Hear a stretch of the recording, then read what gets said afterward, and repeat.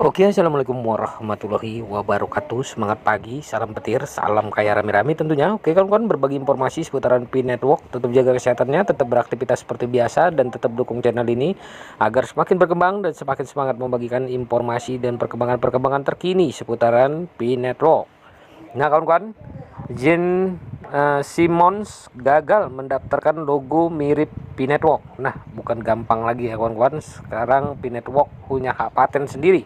Nah, Gene Simmons, ikon musik rock dari band legendaris Kiss, dikenal tidak hanya karena bakat musiknya tetapi juga keterlibatannya dalam berbagai usaha bisnis. Namun, baru-baru ini namanya muncul kembali dalam berita. Bukan karena usaha musiknya, tetapi karena kegagalannya mendaftarkan logo yang mirip dengan merek terkenal, yaitu Pi Network. Pi Network, bintang baru di dunia mata uang kripto, telah membuat gebrakan di dunia digital. Merek ini memiliki logo kuat yang dikenal luas dalam komunitas kripto.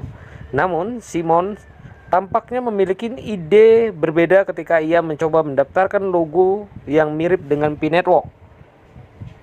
Sayangnya, upaya Simon ditolak oleh Dewan Pengadilan dan Banding Merek Dagang setelah Pi Network mengajukan keberatan resmi.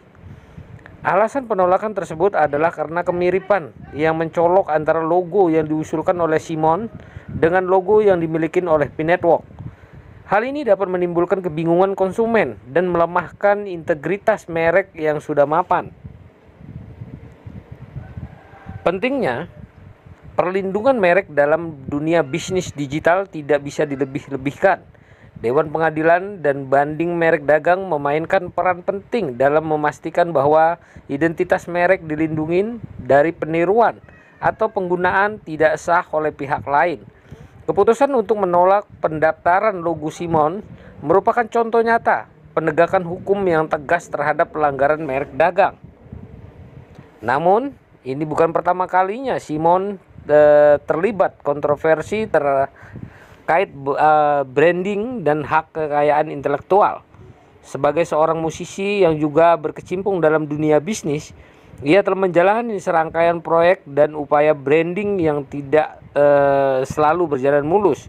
Beberapa dari proyek ini telah memicu kontroversi dan kritik, sementara yang lain mencapai kesuksesan yang luar biasa.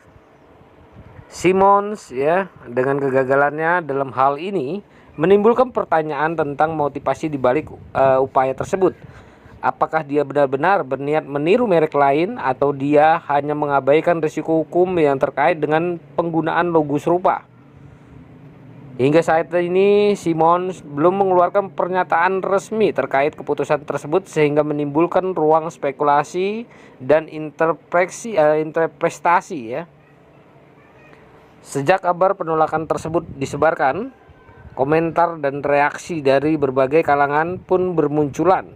Penggemar dan pengamat industri Simmons terus memperdebatkan implikasi jangka panjang dari insiden ini terhadap citra dan reputasi Simmons sebagai musisi dan wirausaha. Sementara itu, Pi Network dan pendukungnya merayakan keputusan tersebut sebagai kemenangan perlindungan merek dagang di dunia kripto. Dalam konteks yang lebih luas, kejadian ini juga menyorotin tantangan yang dihadapin para selebriti dan tokoh masyarakat dalam upaya mengembangkan bisnisnya ke ranah baru. Memahami aturan dan regulasi yang mengatur perlindungan merek dagang menjadi penting untuk mencegah permasalahan hukum yang tidak diinginkan di kemudian hari. Seiring berjalannya waktu, akan menarik untuk melihat bagaimana Simmons menanggap penolakan ini dan apakah akan mengambil langkah lebih lanjut untuk merevisi branding dan strategi bisnisnya. Akankah hal ini menjadi pelajaran bagi dirinya dan pengusaha lainnya tentang pentingnya kepatuhan terhadap aturan hukum di dunia bisnis yang semakin kompleks dan saling terhubung? Meskipun kegagalan ini mungkin terasa seperti kemunduran bagi Simon, kegagalan ini dapat menjadi momen untuk refleksi dan pembelajaran bagi Pi Network. Ini merupakan penguatan bahwa merek mereka sangat dilindungi oleh hukum dan mereka siap untuk mempertahankan identitas merek mereka dari upaya peniruan yang tidak sah di masa depan.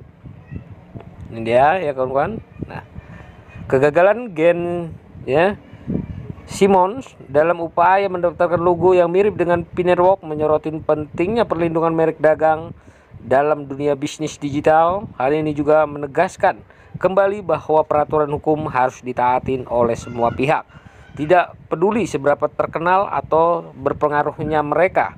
Nah, begitulah informasinya kawan-kawan ya. Semoga informasi ini menambah semangat kita bahwasanya P-Network ya walaupun banyak tantangan, banyak yang ingin meniru ya, tidak semudah itu lagi ya kawan-kawan. Nah, karena P-Network telah dilindungi secara resmi oleh hukum ya. Oke kawan-kawan, harus tetap semangat ya. Nah, perdayakan koinnya di harga GCIP 314.159 US dollar. Jaga perasa sandi, jaga koinnya karena ini adalah aset masa depan, kebebasan finansial ya buat para pionernya. Oke kawan-kawan, salam petir, salam kaya rame-rame. Wassalamualaikum warahmatullahi wabarakatuh.